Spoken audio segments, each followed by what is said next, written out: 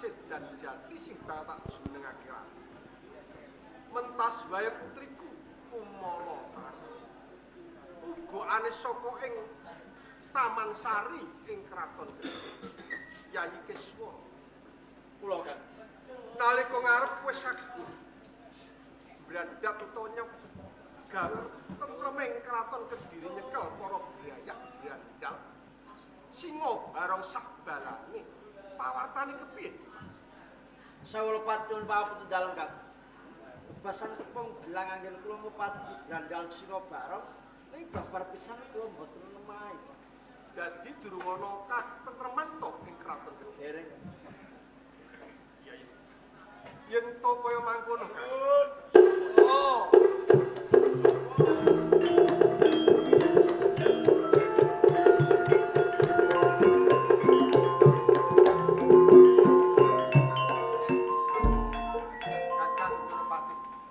Sabdo katimbalan. Yen to nontone sandang pranggone kaya-kaya wong saka parang pratis.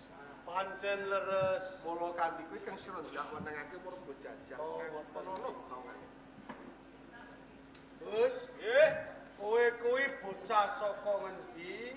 Lan sapa jenengmu? Wani munggah ana ing pendopo agung ing kraton Kediri. Kula Abdul Paimin. Sapa? Abdul Paimin. Abdul Paimin. Paimin anggap. Oh, jeneng gaul. Nggih. Asing siji kae. Kula Giman. Oh, gimana? Carepmu apa Abdul Paimin? Kula munggah teng ndopo niki kula nyuwun diadili kula. Jaluk diadili. Nggih. Ya, yen kowe njaluk diadili, bakal tak umarapake resane Sang Prabu. Mondol. Nggih. Mondol. Kok mondol? Nggih, monggo. Ya, rak ngono. Nggih, Bro. Sang Prabu sejatosipun ingkang nami Abdul Paimin Kaligiman. Piyambakipun badhe nyuwun pengadilan. Paimin, Kula kowe munggah ning pendopo iki njaluk diadili apa nyuwun pengadilan? nggih nyuwun pengadilan. Nek kowe nyuwun pengadilan iki ana perkara kene njadi adili kowe napa perkara? Nggih, kula sing wonten perkara niki. Njaluk pengadilan. Nggih. Kula digenakno. Kowe munggah ning pendopo desa kepleset tembung kowe napa hukuman? Perkara apa coba? Perkarane niku bojone dulure kula Giman niki digawa mlayu wong. Lho. Bojone Giman Nggih. gawa mlayu wong. Nggih. Kowe njaluk pengadilan ning pendopo. Nggih. Apa kowe weruh sing gawa bojone Giman? Kula ngerti wonge ning boten ngerti jenenge. Lho. Iki piye? Perkara iki bisa diadili yen to genah lan cetha. Nggih. Ana bukti lan seksi. Nggih. Lah nek kowe roh nek bojone Giman dibrandak wong, Nggih. kok ora roh jenenge. Lho, mengko njur sapa sing bakal nampa pidana? Lah ngeten carane lho. Carane wong piye? kula niki ngerti wonge, ning boten ngerti jenenge. Dulure kula Giman niki kersane duding. Lho, apa isih keluarga ana ing kraton Kediri Lah kene? sing ngertos sinten wong-wonge kula bot niki boten roh. Nek dhewe wake wae. Heeh. Nggih, duwite wake. Duwite akeh wong Kediri kene. Nggih. Wis pundi Kakang Pak? Ana wong kaya ngeten iki. Menang. Tayaka Praja Kediri niku kathah. Napa dipun kempalaken dimen didudingi Giman kaliyan Nggih. Ya. Coba. Sapa sing weruh? Kula sing weruh. Lah kowe sing dudingi me. Sing dudinge niki. Dudingi. Tole niki. Oleh apa? Tole Giman. Dadi kowe sing dudingi, Nggih, Giman sing duding. nggih. Mengke nek kula manduk, lah niku wonge. Nek kula gedhe-gedhe, mboten wonge. Ngoten lho, Bro. Ning aja salah tampa lho. Lah pripun? Lah engko nek wis tiba garwa Prameswari, kowe mantuk-mantuk aku sing kelangan. Mboten lah kenal nggih kula peke lah. Coba piye caramu? Lah ngeten, kula nak niki kersane duding. Iki kendang duding ya, Bro. Kok Kok ngene kok so tegake jam 2 kok ngene. Kok belangkang kok belangkang. Yo coba. Yo Wis sing gede. Kok nek aku ngene-ngene ku wonge. Iku. Oh ya genah ora nganti pengayoran karo mateni kawula. Awas karo aku kapan iku manuk. Iku yo ora men, Mas. Iku manuk anu wedokane. Karo ora tuh digo wedokan, anggap kok men. Iki. Ono yo ora men. Rupane. rupane ngono. Aja ketengisan kowe. Patih rupa-rupane. Terus panjak kae. Wajah niku kabeh malah manuk kabeh. Niku mulai no bradet kabeh. Iki ora. Wis ora ono. Ijek kok. Ayo bali ayo. Hei, ijek men. Ora ono yo. Ijek man. Ora ono men. Ijek lho. Edan kowe. Ijek. Heh?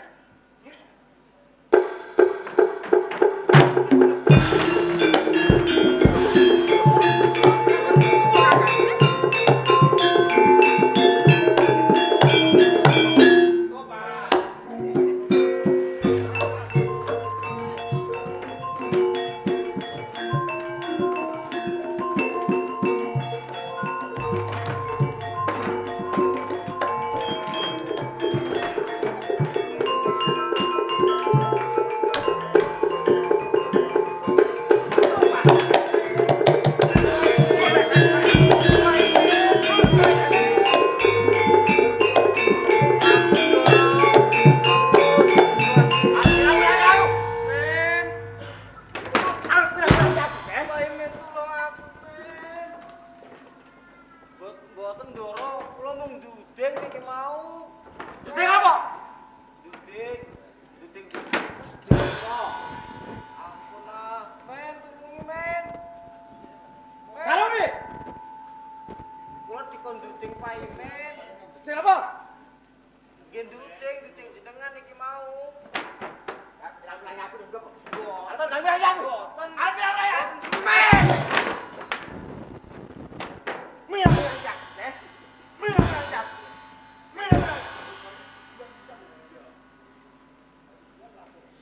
Yo cel macan karep.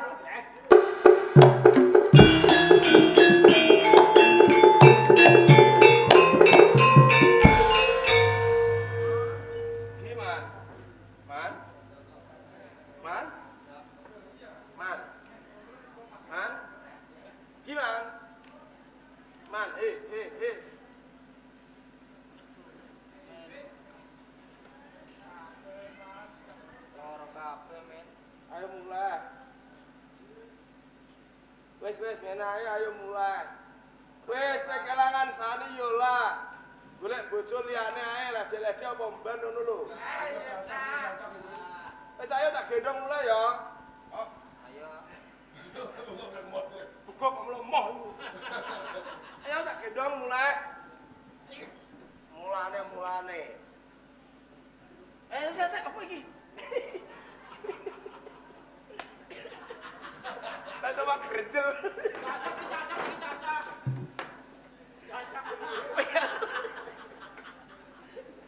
Ayo mulai.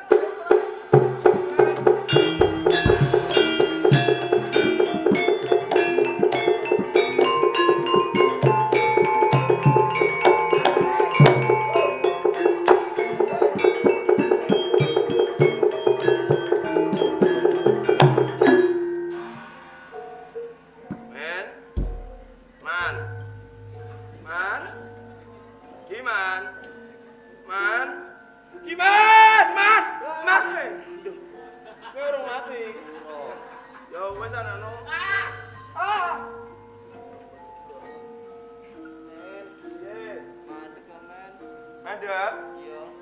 Telana diluk men. Ayo kalian cedek kok jaluk leren. Samen. Kaya ipen kok bakal tumus yo men. Ngipen apa neh? Aku ndek wingi ngipi. Untuk nomor. Ora. Nang iki apa? Aku diubengi genuk, men. Diubengi genuk. Wis ora apa-apa, ayo balik ae. Ngene yo, men. Iya. Nah, aku kelakon mati kowe jare dulurku. Aku njaluk tulung nek aku mati kuburku parani yo, men. Saben malam Jemah Kliwon, men. Ono. Sayo. Bisa ati yo, men. Jago cedak iku lho. Aduh, lho, modar bayaran tek kok ngene. Man. Man. Man. Man, Iwan kowe mati, Man. Lho, aku ora ndek kanca, Man.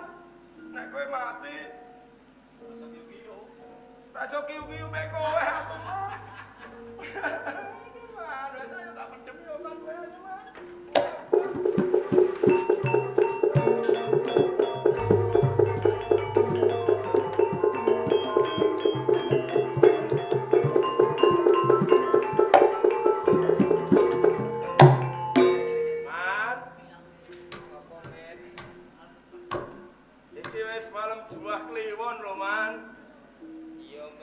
Aku wis tilik kowe. Nek tak sawang kowe kok susah terus yo, men. Iya aja aku yo susah ngene iki meneh ora ana kowe. Aku ning kene wis dadi RW kok, men. RW opo iku RW? RW ning kuburan. Kowe ning kono penak. Aku yo kepengin nyawang kowe kepenak, men. Enak piye wis tak lakoni rekosolan aku. Aja ngono, amen. Lah karepmu piye? Kowe kepengin urip mulya apa ora, men? Carane? Carane, men. Iki ana putri Kediri digondol karo Bang Plecet. Bang Plecet gundul apa? Anu, men. Digawa lunga dicuri, men, karo Bang Sumirat. Sapa jenenge? Anu golek ana Sumirat, men. Jenenge sapa? Bupati Sumirat, men. Iya, aku golekane nek wis ketemu. Gawan Bali ning Kediri mengko kowe bakal entuk kamulyan, men. Nek ngene aku perang aku ewangi lho, Man. Tak ewangi, men. Tenan lho ya. Oh. Ya wis, budal aku.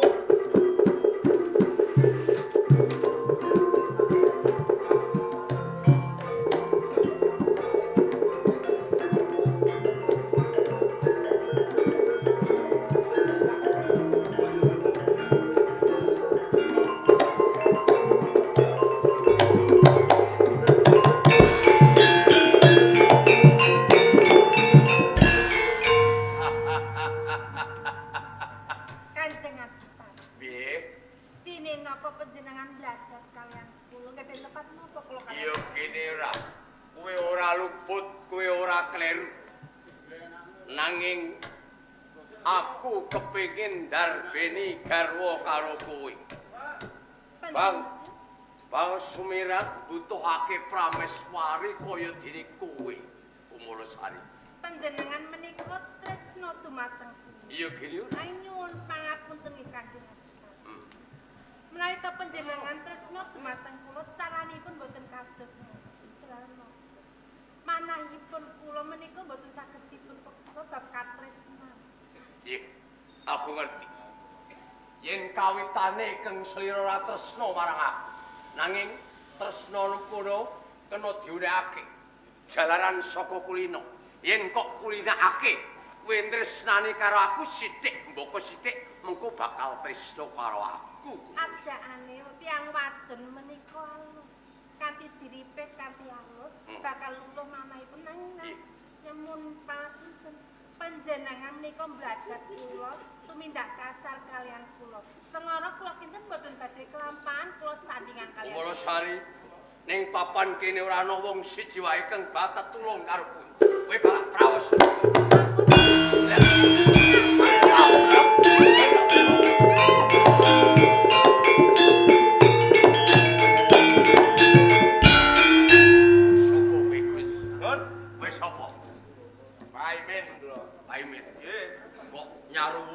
Karo nggonku bakal mrawasa bocah wadon kae. Lho, nggih no. Arep prawasa niku mboten bener jenenge. Apa bisa? Lho, wong niki mboten gelem kok sampean peksa. Ya ancen nek ora gelem tak peksa. Nek dheweke gelem ya malah ora usah tak peksa to, Men. Lah, Men, Nggih, sampean sinten? aku mau jenengku sapa? Lho, ya. Ana Kurdita. Iya. Aku Bupati ndi mau Bang Sumirat. Tangi turu itu. Ora tau ndelok YouTube. Iya, aja ngono, Men. Oh iya, Men, karepmu. Nggih, niki sakne tak jake bali mawon. Ora iso. Lho, ngono kok. Nek kowe dadi pepalangku, kowe kudu musuh karo aku. Apa wani kowe karo? Man, jeluk kas lho, Man. Lho, kowe. Ayo. Gelut apa ora? Iki, Man. Wis dadi. Hoi. Iya. Man, lho, kadang apa tekan, Man. Man. Iki ana apa, Man? Men. Ayo, Men. Ana apa, Men? Man. Ayo, Men, ana apa? Iki sapa, Men? Niku kancane kula. Iki kandang. Nggih. Medeni wae, Men. Nggih. Aku wedi kok, Men. Mati.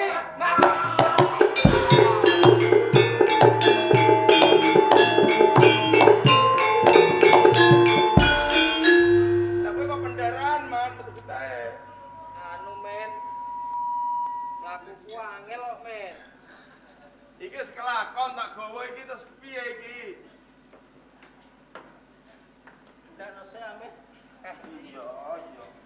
Lah Parno iki kok blero dekor kok kene. Piye iki tak gawa lho. Gawa bali ning Kediri, Men. Saiki. Saiki. Monggo balik ke sini.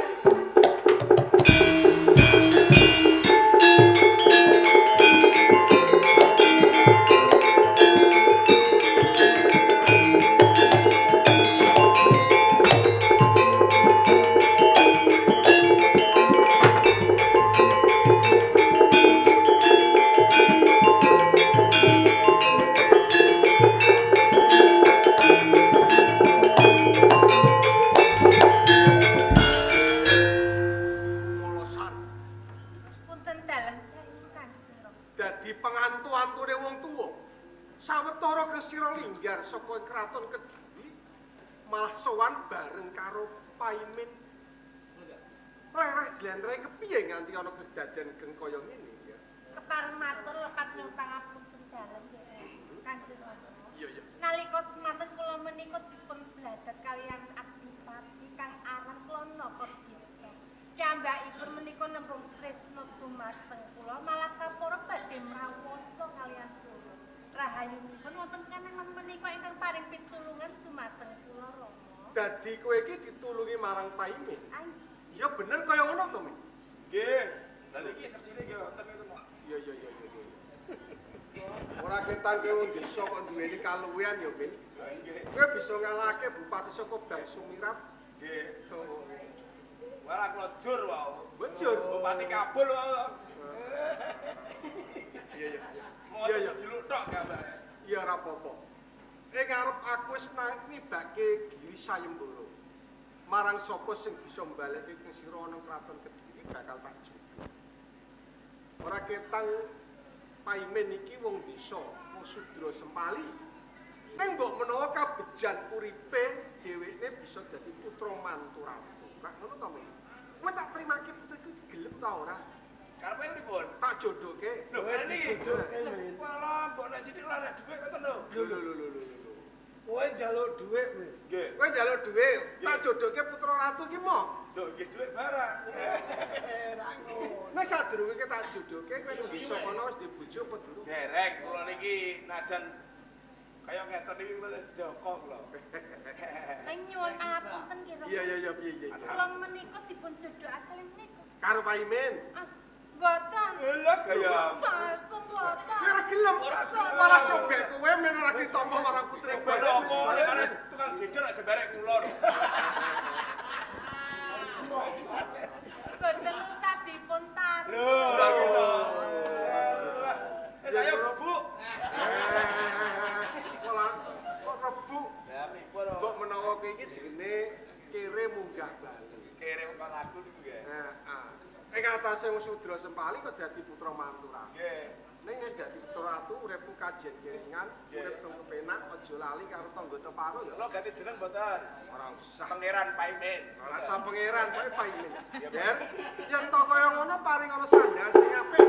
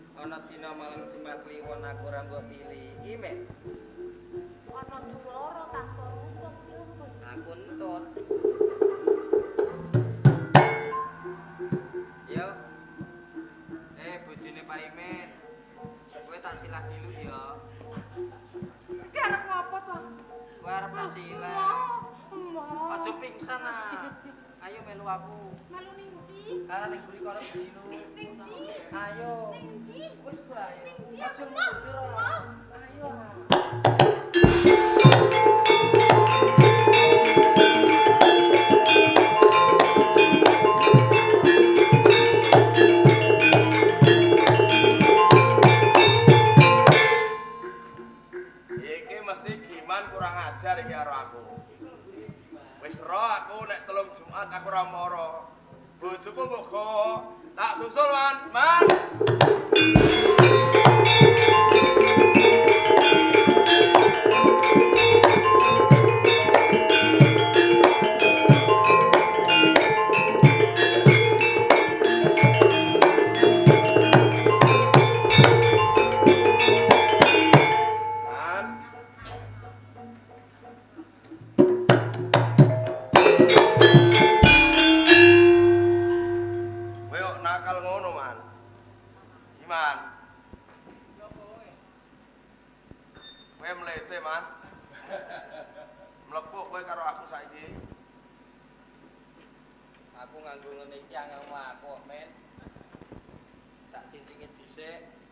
Bojoku balekno ah. Bojom tenan. Iya, eh. Kowe bareng di bojo ayu lali karo aku. Aku ora lali. Urung kelingan. Urung kalingan nganti 3 Jumat. Yo ngapurane, Man. Bojoku balekno ah. Kok tak jantelan ning kono kae lho, Men. Di. Kok Diajeng.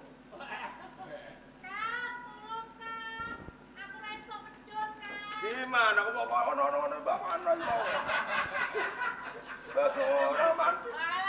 tegur ae wite ben seblok. Wite tegur. Sumpah aku pokok untuk arek gelem nek main aku wedi aku. Anu bojone Pak Imin. Medun ah. Tak tambah anak itu. Iya, Kang. Apa? Sampeyan kancanan kok karo demit to, Kang? Di demit. Lho kuwi setan. Sampeyan iki lho. Aja cedak-cedak. Ora apa-apa iki dulurku iki. Aku mau dilus-lus lho, Kang. Gimana? Iya. Dilus sapam. Pipiku, Kang. Moder ta iki. Aja ngono, mana aja kurang ajar. Halus e. Angger gimana kok ngono glidi. Bojo malus e, Men. Bojo malus. Sing ndi sing halus? Iku mang. Mau pipi tok. Arep ngrayang-ngrayang ngisor aku mok. Aja lho man ngisor bahaya. Kaget kowe mesti pas kowe lep lho iki. Juri kaget tok. Aku terus jane. Aja man. Man. Heeh. Wes ngene ae kowe tak dongakno. Dongak. Ben kowe munggah swarga. Ala ning kene ae, Men. Aja. Tak nyawang bojomu. Ngawur ae. Wis kowe ndang lunga mapan sing penak. Aku saiki wis kepenak duwe bojo iki. Sapa iki, Mas? Klono Sari. Kowe iku malah suwe-suwe lali karo aku kok kon lunga. Ora iku dadi setan gedeng. Wis kowe ndang kono mapanmu sing penak. Acake Yasin lan tahlil, Kang. Iya. Ben sempurna. Ora iso. Wis man kowe ndang munggah kono. Sangone ah. Sangono apa? Kowe saiki dadi wong sugih lho. Delok sangu to? Yo dipek apa kono, Man?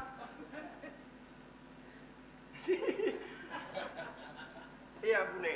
Bener nek juri betah, Tapi no. wangi. Oh, son jajal. Tarono kowe. Saiki. Babune padang wis. Lah iya. Dadah. Assalamualaikum. Diajeng. Kepiye, Kakak? Wis rasane dadak ning kene kesuwen. Ayo enggal-enggal bali ning Kraton Kediri bebarengan Gembul Bujono on